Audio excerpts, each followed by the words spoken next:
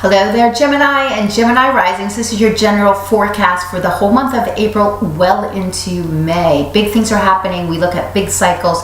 But for you, what we like to do is the outer planets don't move much. So a lot of the monthly forecast, you'll have some, common things that are being focused on, like where Pluto is, where Saturn is, what's Jupiter doing in the sky. But the new moon and Venus and Mars and Mercury, those are personal planets. They're closer to us. They move much faster and they make movements every single month, and they help you with timing about what's going on. So this is Kimberly KK, your astrologer. We're going to talk all about that coming up. So get your journal out and take down some important months that we have, some dates that we have here coming up. Your ruler is Mercury. Okay, Mercury is not gender related, so it depends on the planets that it's touching to take on that energy. But it is the communicator, talking, communicating, making connections. That's what Gemini is great at. And you can burn up a phone faster than most people, but you tend to know people all around and make connections wherever you go. It's a light, kind of easy energy. So, but your ruler is meeting with Pluto, so it's asking you to be more focused, and that's going to be really helpful. All right, so you had a big month last month. Things were coming because the eclipses are affecting your career area, your career in your home sector. It's shaking up some things there where you're doing, how you're seen in the world. Now, the new moon in Aries in your 11th house has to do with your friendships in groups. Maybe you had some things come up where you're doing some with friends, but it's also your goals and what you want to achieve in your life. The love that you receive as opposed to the love you give. That's the 5th and 11th house. And you've got Uranus there. It's bringing you some exciting new friendships. Uranus stays in a sign for 7 years, and it's bringing some excitement in that area. So this new moon is going to be unfolding. The first quarter is coming this Wednesday, and this first quarter is also when the moon is in the sign of Cancer, so that is extra cardinal. You're a mutable air sign. Mutable signs kind of go with the flow. They can change, they're changeable, and we know that one of the things with mutable signs in Gemini, you might not keep your word on things. Not that you mean to, but you might just get off in other situations, or so this is the watch the gossip and watch the storytelling, because that's only on the downside. But you're brilliant at making connections and communication. Work on those are gifts that you have. So you've got Venus also in your sector of friendships and goals, and now the 11th house is also the money that you achieve and you make from your career.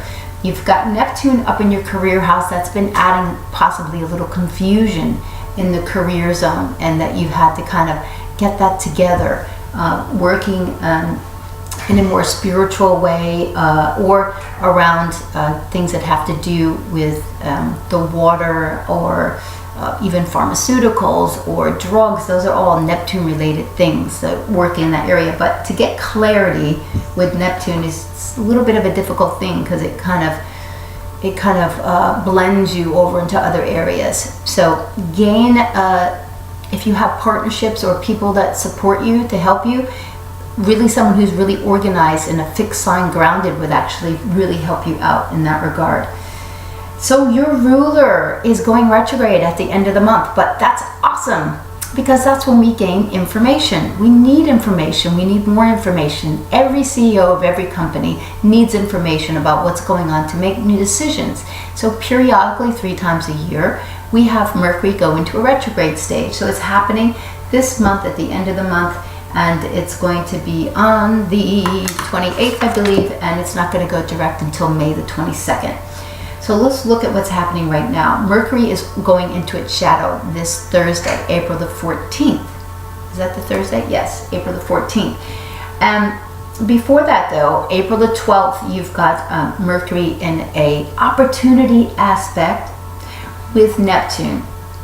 So utilize that to kind of gain some vision about what you want to accomplish, what you're doing, because Mercury has now gone into your 12th house. That's behind the scenes work. That's preparation. That's your subconscious work. This is you getting better, taking time, sleeping more, just rejuvenating your body. The 12th house is all related to that.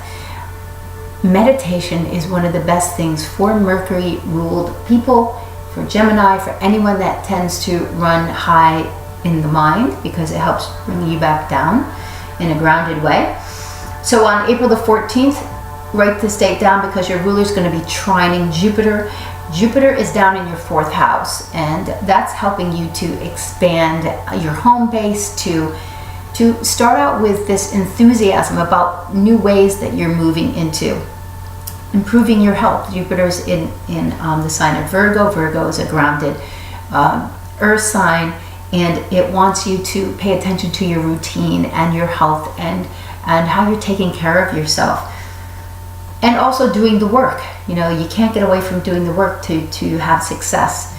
April the 17th is going to be trining Pluto.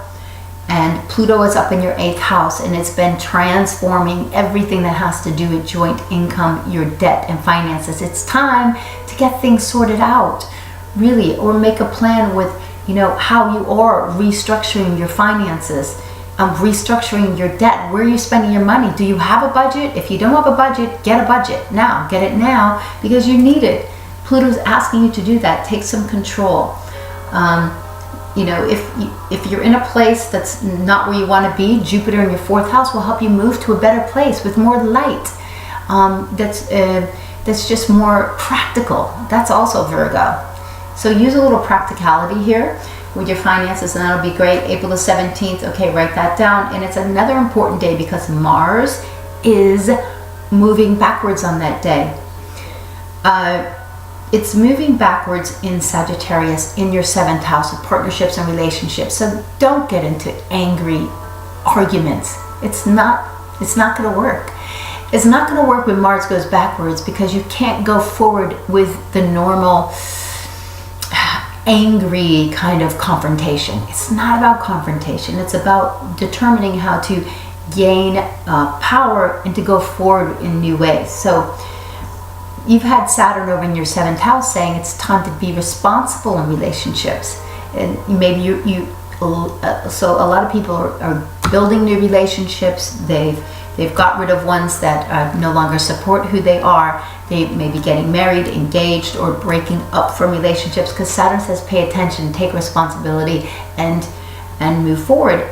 Sagittarius asks you to open up your mind to new things, maybe foreigners. Someone who's older is Saturn, so you may be partnered with someone who's a little bit older, and Saturn's already gone retrograde, so it's retrograde in that area of your life, so it's taking the foot off the gas a little so you can digest what's going on.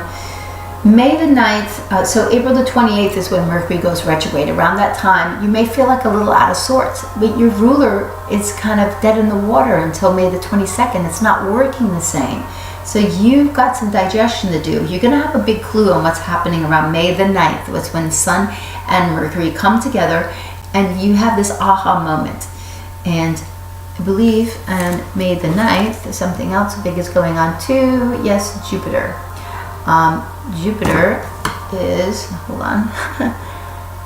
Jupiter is stationed to go direct. Well, that's big news, because Jupiter is a ruler of your 7th house of partnerships, and it's in your 4th. So this is related to making decisions on where you're living, and that's really great.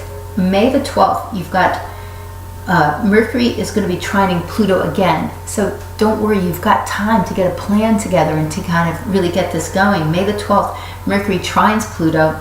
May the 30th, Mercury is going to trine Pluto again. That's when Mercury is direct at that time. Pluto, of course, is retrograde, so Mercury's going to be stronger, but it's a powerful time to get it together and to go forward.